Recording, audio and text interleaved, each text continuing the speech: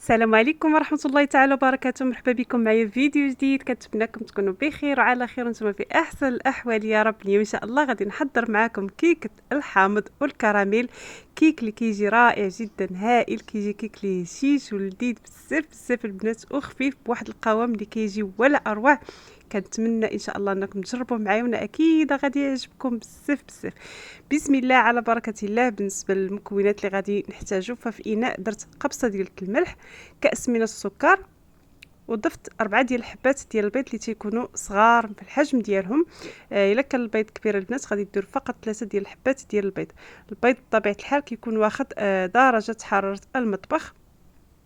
كنخلط السكر مع البيض ومع ديك القبيصه ديال الملحه، وهنا كندير كاس لاروب ديال الزيت، يعني كاس ما عامرش ديال الزيت البنات. قد ما نقصوا من الزيت قد ما كيجيكم الكيك يعني واحد القوام فيه اللي رائع جدا. بالنسبه للتنسيم غادي نحتاجوا الملعقه ديال قشور الحامض. صدقوني هذا الكيك كيجي ولا اروع، تيجي واحد المذاق فيه هائل جدا. هنايا غادي نزيد علبه ديال الياغورت. بالنسبه للنكهه يفضل يكون نكهه ديال الحامض، بما ان هذا الكيك هذا يعني المكون الاساسي فيه الحامض او عصير الحامض، فمن الافضل انكم ديروا ياغورت ديال الحامض. فاذا ما كانش متوفر ممكن تعوضوه اما بديال الكوك او لا ديال الفاني.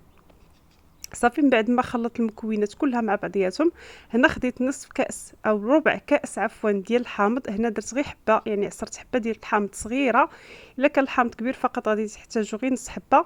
كيف ما شفتوا معايا يعني ربع كاس تقريبا، واحد 5 ديال الملاعق كبار ديال الحامض اللي عبرتهم البنات بملعقه كبيره، وزدت عليهم نصف كاس ديال الماء باش كنقصوا من ديك الحده ديال الحموضه ديال الحامض في الكيك.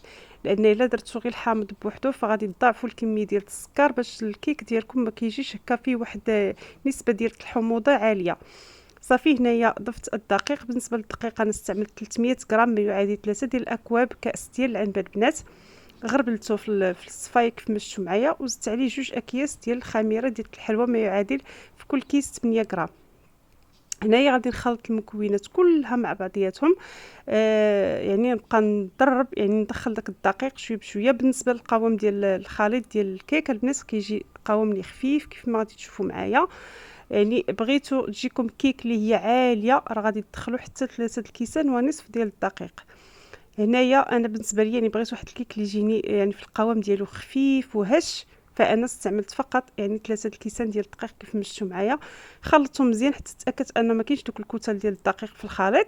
صافي ودزت المول. هنايا غادي ندهنوا. هنا كان عندي في هذيك الزلافه خليط ديال الزيت والزبده دايبه، فهنايا دهنت بها المول يعني في التفادين باش ما يلتصقش لينا الكيك ديالنا في الاسفل ديال المول. صافي غادي ندوز هكا واحد الرشيشه ديال الدقيق. دائما الدقيق ما يكونش كثير هكا في المول البنات باش الكيك ديالكم ما كيجيكمش بيض من برا. غادي ناخذ الخليط ديالي ديال الكيك. في هذه الاثناء كنكون شعلت على الفران. شوفوا معايا الخفه ديال الخليط راه ما تيجيناش ثقيل كيف ما قلت لكم. صافي وغادي نفرغوا في المول ديالنا ديال الكيك اللي شفتوا معايا. دائما كنهز يدي الفوق ملي كنبغي نفرغ الخليط باش كيدخل داك الهواء في الوسط ديال الكيك ديالنا، كيعطيه كيف ما قلت لكم ديك الهشاشه وكيجي كيك اللي هو خفيف. غادي ندخلها الفران العافيه كتكون مهيله. الا درتوه في الفرن ديال الكهرباء فغادي ديروا على 180 درجه حتى كيطيب الكيك ديالنا وكيتحمر وكنخرجوه. هنايا غادي نقلبوا من المول ديالو. راه كتبقى سخونه يعني دغيا دغيا، يعني ما خليتهاش حتى بردات، لان المول ديالي عارفه ما شاء الله ما تيلصقش. يعني الكيك ديالي يعني دائما كنحضر فيه الكيك ما كيلصقوش. الا خفتوا كأن تلتصق لكم ففقط خلوه يعني حتى كتبرد مزيان وعاد باش كتقلبوه. هنايا غادي نقلبها باش تشوفوا معايا حتى يعني من التحت او لا من الخارج كيفاش كيجي اللون ديالها. كتجي لوين زوين، كتجي مذهبه، وكتجينا واحد الكيكه اللي طريه رطيبه البنات بحال الشكل ديال البونش. كتجي خفيفه بزاف بزاف، وهذا يعني داك العصير ديال الحامض اللي ضفنا فيها هو اللي كيعطي ديك الخفه والطراوه. هنا بالنسبه للتزيين فانا هنايا خديت الكراميل اللي ديجا فايت لي سبق لي حضرته معكم وعندي في القناه. سخنته واحد شويه هكا غير في حمام مريم في ديك الزلافه صغيره، وغادي ناخذ واحد الكميه هكا غادي ندهن بها الوجه ديال الكيك ديالي.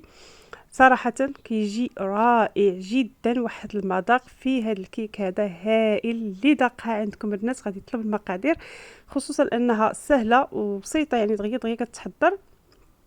وتتجي فيها واحد المذاق اللي زوين بزاف بزاف.